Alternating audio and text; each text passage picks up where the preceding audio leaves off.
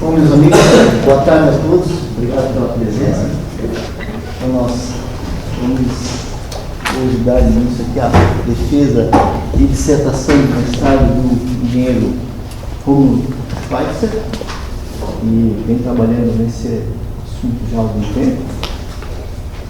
Alguns dados sobre o engenheiro Rômulo, então a área dele de atuação aqui no INEP, ele tem potenciamento elétrico, é bolsista da CAPES. Ele ingressou no curso na graduação em 2011, o nosso curso, na verdade, curso nosso em 2012, perdão. O número da defesa desse ano é o número 19, foi a nona defesa de dissertação de mestrado desse ano. A de número 1229 do curso em mestrado. E essas são basicamente as informações com relação ao candidato, né, que vai apresentar o seu trabalho. Então, o candidato será avaliado então, por uma banca. Né? Essa banca é formada pelos professores Adriano Pérez, nosso membro externo, da FURB, né, da Universidade Regional de Blumenau, inclusive foi ex-aluno nosso também. Né? Pelo engenheiro Márcio Silveira Hortmann, faz parte também da banca, conhecido nosso aqui do INEP, pós-doutorando, e pelo professor Roberto Francisco Coelho, nosso professor do Departamento de Engenharia da Universidade Federal de Santa Catarina, e por mim mesmo, Elisardo Martins, como orientador do trabalho. Lendo ao Rômulo, que tem 50 minutos para fazer a apresentação, e depois nós passaremos à fase de avaliação. Então, boa sorte, Rômulo, você está com a palavra. Obrigado, professor. Agradeço a todos os presentes, aos colegas do INEP, agradeço principalmente aos membros da banca, professor Adriano Pérez, professor Roberto Francisco Coelho, Dr. Márcio Hortmann e também ao professor Denis Arcos Martins. Estou aqui para defender a minha dissertação de mestrado, meu trabalho se intitula Sistemas de Bombeamento de Água, empregando bomba vibratória submersa, alimentada através de painéis fotovoltaicos. Meu nome é Rômulo Schweitzer. O trabalho está estruturado da seguinte forma.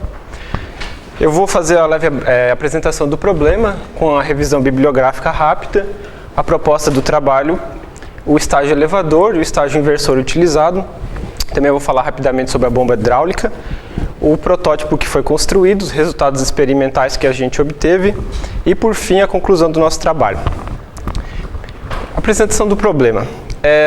A escassez de água, sua baixa qualidade e também as condições sanitárias inadequadas são responsáveis pela morte de mais de 5 mil crianças diariamente ao redor do mundo. No Brasil, apenas 69,3% da população nordeste e 43% da população norte são abastecidas por sistemas de distribuição de água. Isso significa que alguma dessas crianças que morrem diariamente devido a essas condições inadequadas são crianças brasileiras. E o Nordeste, assim como o Norte, mas o Nordeste principalmente, possui solos com características favoráveis ao bombeamento de água em baixa profundidade. Não todo o Nordeste, mas algumas regiões do Nordeste são propícias para esse tipo de bombeamento. Por isso existiram algumas iniciativas do governo, já desde 1930, 1950, com o intuito de utilizar sistemas de bombeamento de água, só que infelizmente nem todas foram bem sucedidas. Elas acabavam esbarrando em problemas ambientais, problemas de robustez dos projetos, fontes de energia inadequadas, também baixa manutenção. Outro problema presente no país é que até 2002, 96% da população brasileira era abastecida por energia elétrica. Entretanto, em algumas microrregiões, tanto do norte quanto do nordeste do país, esse índice caía para até 50% da população, que é um valor muito baixo. Algumas políticas públicas foram implantadas no país com o intuito de universalizar o acesso à energia elétrica, mas até 2011, 400 mil conexões restavam ser feitas para que a gente atingisse a universalização. Dessas 400 mil conexões, a maioria tinha alta demanda tecnológica, alta complexidade, enfrentava os problemas regulatórios, além de ter custo elevado, ou seja, a rede elétrica não ia mais ser levada a essas regiões e eles iam ser baseados em fontes alternativas ou não, poluidoras ou não de energia elétrica. Aqui nós temos Um gráfico que demonstra o volume crescente de publicações utilizando fontes alternativas de energia com o intuito de utilizar em bombeamento de água.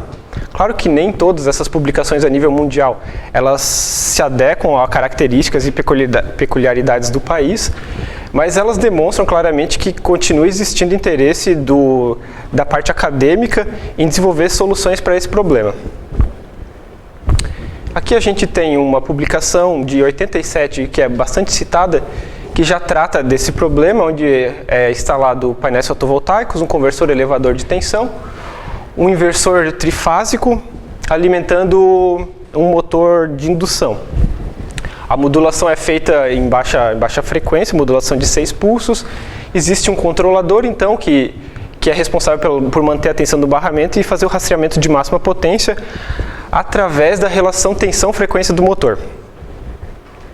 Esse projeto, proposto em 96, então, já de uma potência um pouco mais elevada, mostra um sistema de bombeamento onde o arranjo fotovoltaico é conectado diretamente no inversor. Também existem controladores que fazem o rastreamento de máxima potência através do controle de velocidade do motor, mas o motor ainda é modulado com baixa frequência. Esse trabalho, publicado em 2002, já mostra o crescimento na complexidade dos projetos, onde a gente vê um sistema de bombeamento utilizando o estágio duplo, conversor elevador, conversor inversor, novamente um motor indutivo trifásico, sensores de corrente de tensão transformadas, sensores de velocidade, compensadores e controladores. E esse trabalho, um trabalho brasileiro, publicado em 2009, para baixa potência também, em torno de 200 watts, mostra o painel fotovoltaico conectado a rastreadores eletrônicos de máxima potência, estágio elevador, novamente o estágio inversor, conectado então ao motor indutivo, daí já com modulação de alta frequência, sensores de velocidade, sensores de tensão e corrente, aqui, e barramento de tensão, compensadores. Analisando esses 4 trabalhos, a gente observa claramente o crescimento na complexidade desses projetos. Qual é a nossa proposta? A nossa proposta aqui é projetar, construir e testar um sistema de bombeamento de água baseado em energias alternativas também, mas com outras características diferentes das características dos últimos projetos apresentados, que são operação autônoma, baixo custo, simplicidade do projeto e robustez.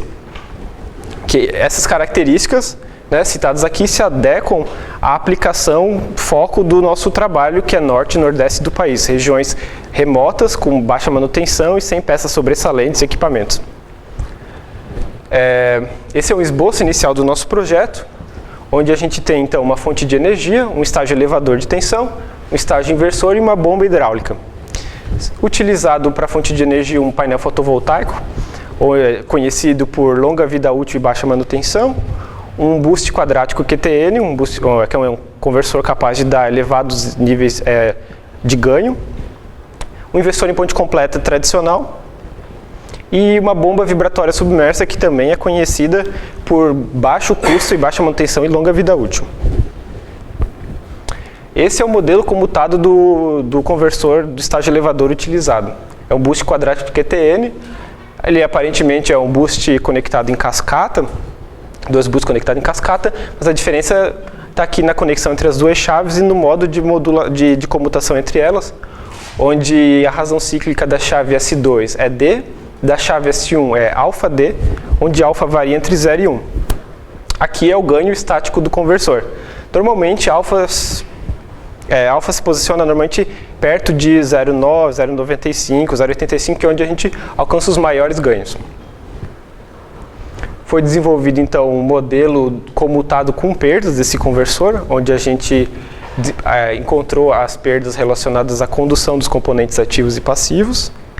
E depois foi desenvolvido o modelo médio para grandes sinais desse conversor, onde a justificativa de desenvolver esse valor médio é que a gente trabalhava com um sistema grande, onde que algumas dinâmicas envolvidas eram muito lentas.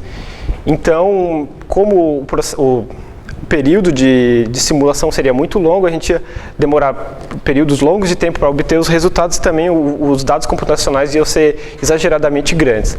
Assim, a gente perde a informação de baixa frequência do modelo, mas a gente consegue observar o comportamento, assim, e a gente consegue desenvolver, então, malha de controle, sistema e simulação de uma forma bem mais prática e rápida.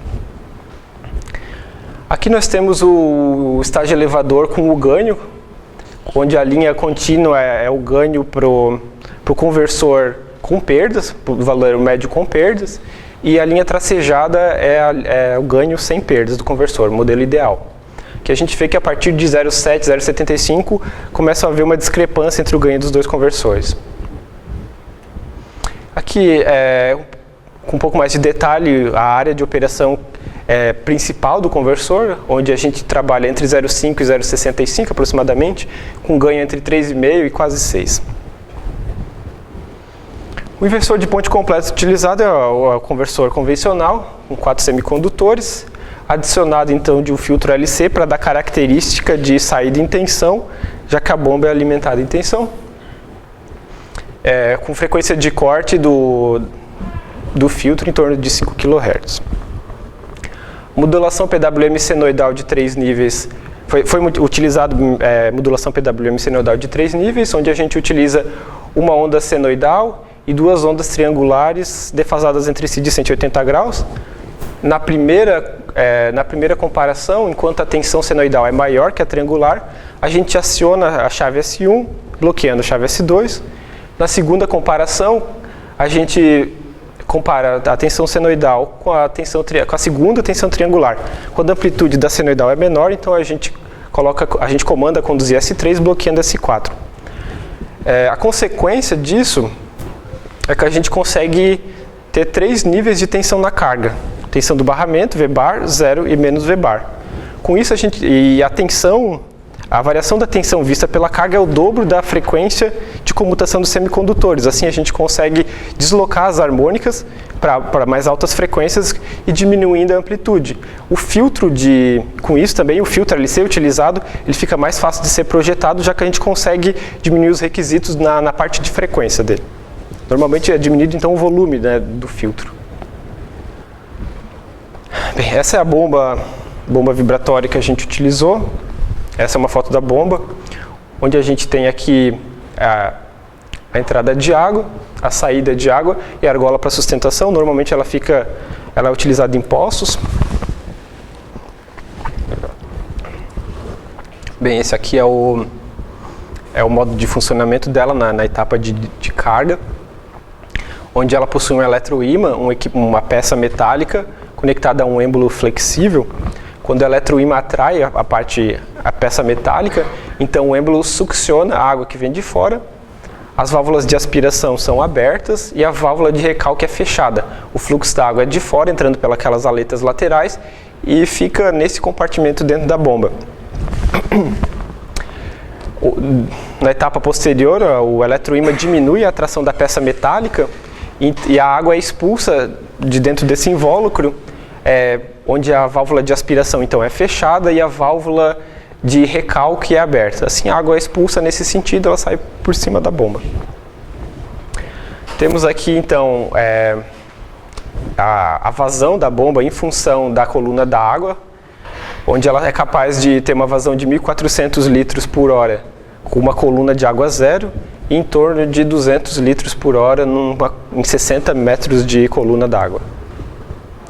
Foi aplicada nela a tensão da rede, tensão senoidal, para ver as características de corrente. Essa é a forma de tensão e corrente na bomba, corrente drenada da bomba. E a análise da corrente nos diz que ela tem uma fundamental de 11,2 amperes, sendo que a terceira harmônica já tem uma amplitude de 1,47 amperes e a quinta harmônica de 0,08, com deslocamento entre a fundamental da tensão e da corrente em torno de 75 graus. Isso dá um fator de potência por deslocamento de 0,27. É um fator de potência bem baixo. Por fim, foi inserido ao nosso conjunto 2 sistemas adicionais, que é um banco resistivo e um sistema que limita o ganho do conversor boost. Bem, esse banco resistível ele é capaz de se conectar e também se desconectar do banco do barramento CC. E então ele facilita nos períodos de entrada em funcionamento e saída de funcionamento do conversor, já que enquanto o inversor está inativo, a gente tem um resistor no barramento e a gente consegue controlar, a gente não deixa nunca o conversor boost em aberto, a gente sempre tem uma carga. Essa carga, ela foi dimensionada para ela consumir a mesma potência que a bomba vibratória consome, mais as perdas do conversor inversor. Então a ideia é que com ela, enquanto a gente inicia o projeto, o sistema, entra em modo de inicialização, se a gente conseguir manter a tensão no barramento CC com o resistor conectado a ele, a gente tem potência fotovoltaica suficiente para terminar de inicializar o sistema e assim a gente dá prosseguimento à inicialização do inversor. Caso a gente não consiga manter o barramento controlado, isso é sinal que então a gente não possui potência no sol suficiente e a gente entra em modo de desligamento do conversor. A gente também foi desenvolvido um limitador de ganho do conversor boost. Essa aqui é uma característica do arranjo fotovoltaico da potência em função da tensão no arranjo. Sendo que a gente tem duas regiões distintas. E também, para a mesma potência, a gente tem duas tensões distintas no painel fotovoltaico. Eu chamo aqui de região de operação 1 e região de operação 2. Eu trabalho na região de operação que favorece o funcionamento do sistema, que nesse caso é a região 2, que possui tensões maiores. Assim, para a mesma potência, as tensões são mais elevadas, a corrente é reduzida e o ganho requerido pelo conversor boost também é reduzido. Quando o meu conversor boost ele é iniciado, ele começa a comutar, ele sai do ponto da tensão de circuito aberto do arranjo fotovoltaico, que está aqui identificado como A, e ele sai elevando a tensão no sentido AB. Na verdade, ele eleva a tensão no barramento CC e reduz no painel fotovoltaico no sentido AB. Sempre procurando uma região que satisfaça a relação entre a tensão do barramento CC, a tensão do painel fotovoltaico e a potência, no caso, consumida pelo barramento resistivo ou pelo inversor. Bem, o limite de operação da região 2 é o ponto B, que o ponto B é a tensão de máxima potência do arranjo fotovoltaico e também a mínima tensão aceitável para o conversor operar. Essa tensão de máxima potência, então. E eu consigo, só que eu não tenho o sensor de tensão no painel fotovoltaico.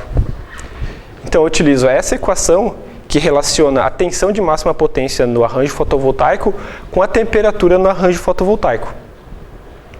Lembrando que o ganho do conversor boost é a tensão de saída do conversor boost pela entrada no arranjo fotovoltaico, eu tenho aqui o ganho máximo do conversor boost, que nesse caso é a tensão de saída, que é a tensão nominal, que são os 220 volts, pela tensão mínima aceitável, que é a tensão do ponto B, que é a tensão de máxima potência. Ou seja, cada vez que o meu conversor sair do ponto A, alcançar o ponto B e ainda assim tender a trabalhar na região 1, é sinal que eu não tenho, por condições ambientais desfavoráveis, eu não tenho potência suficiente para manter o sistema funcionando e eu entro em modo de desligamento. Nessa imagem, eu tenho então o esboço final do meu sistema, onde eu tenho o painel fotovoltaico, um capacitor que dá característica de fonte de tensão ao arranjo, o conversor boost, o barramento resistivo controlado, o inversor em ponte completa, monofásico, o filtro de saída LC e a bomba vibratória que eu utilizo.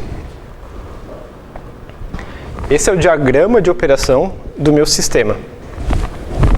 Bem, eu começo determinando a tensão no arranjo fotovoltaico e a partir desse dado eu determino o ganho máximo que o conversor boost pode chegar. Depois desse momento, eu conecto o resistor ao barramento e inicio a comutação do estágio elevador. Eu vou elevando a referência de tensão do estágio elevador em rampa, sempre verificando a estabilidade do barramento CC e também se eu não estou ultrapassando o ganho máximo definido pela equação de ganho máximo do conversor boost. Eu posso ou não chegar na tensão nominal. Caso eu chegue na tensão nominal, eu inicio caso eu chegue na tensão nominal, eu inicio a comutação do estágio inversor. Caso eu não consiga chegar na tensão nominal, eu entro nos procedimentos de desativação do meu sistema. Com a tensão nominal no barramento controlado, eu inicio a comutação do estágio inversor, elevando a referência de novo em rampa, até chegar à tensão de 1/4 da tensão nominal, onde então eu desconecto aquele banco resistível que eu conectei nesse ponto.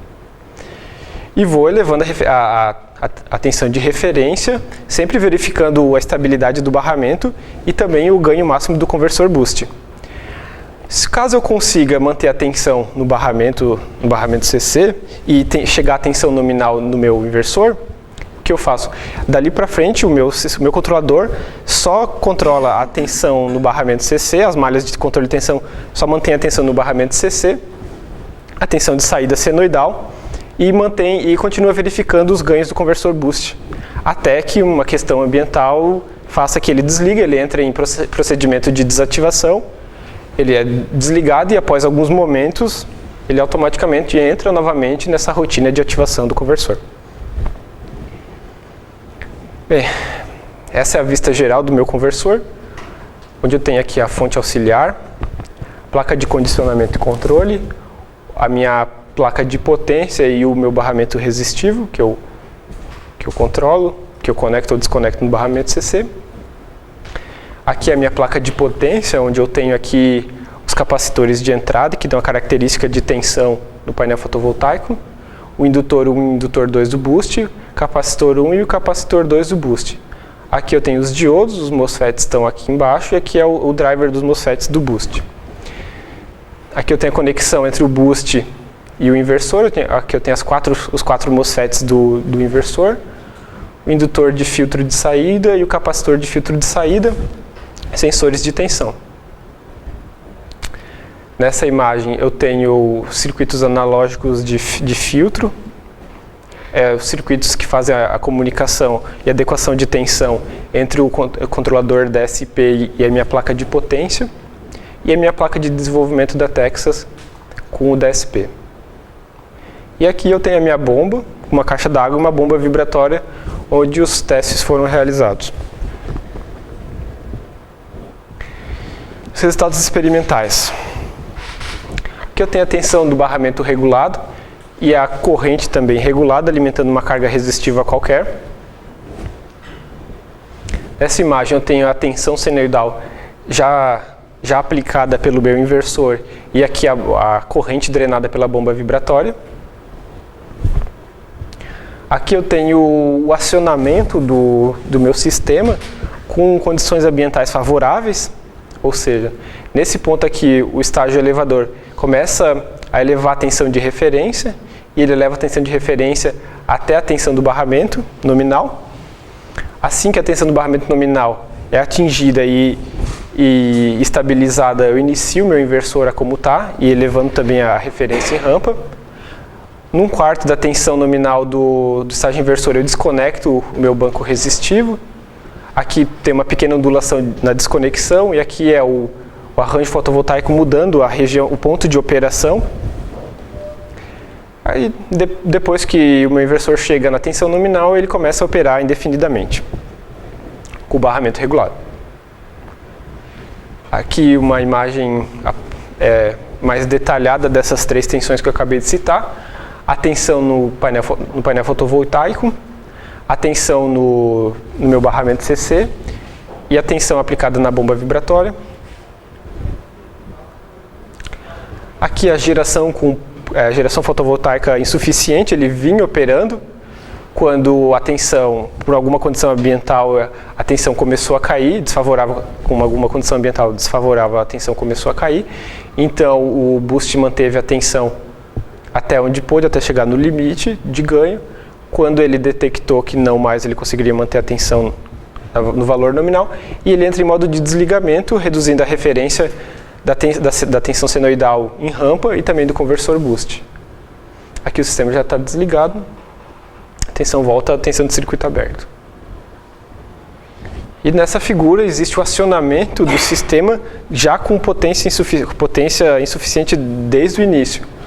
O conversor boost inicia o processo de comutação e elevação do ganho do conversor, até que chega esse ponto que ele ultrapassa o ganho máximo do conversor, então ele entra na rotina de desativação e desliga o meu conversor. As conclusões. As conclusões são que o sistema de fato é capaz de operar de forma autônoma. A tensão do barramento CC se mantém regulada desde que exista radiação e temperatura de forma suficiente para gerar energia, para a energia que está sendo demandada pelo sistema. A tensão senoidal possui saída com amplitude e formato suficiente para o acionamento da bomba vibratória. E também existe possibilidades de aplicação em outras áreas, como quiosques, irrigação agrícola, pecuária, parte de turismo e também exportação dessa tecnologia, ou pelo menos dessas ideias, para outros países e outras regiões que, assim como o Brasil, sofrem com esses mesmos problemas de distribuição tanto de energia quanto de água e condições precárias. Com isso, eu finalizo a minha apresentação, agradeço a presença de todos. Muito obrigado.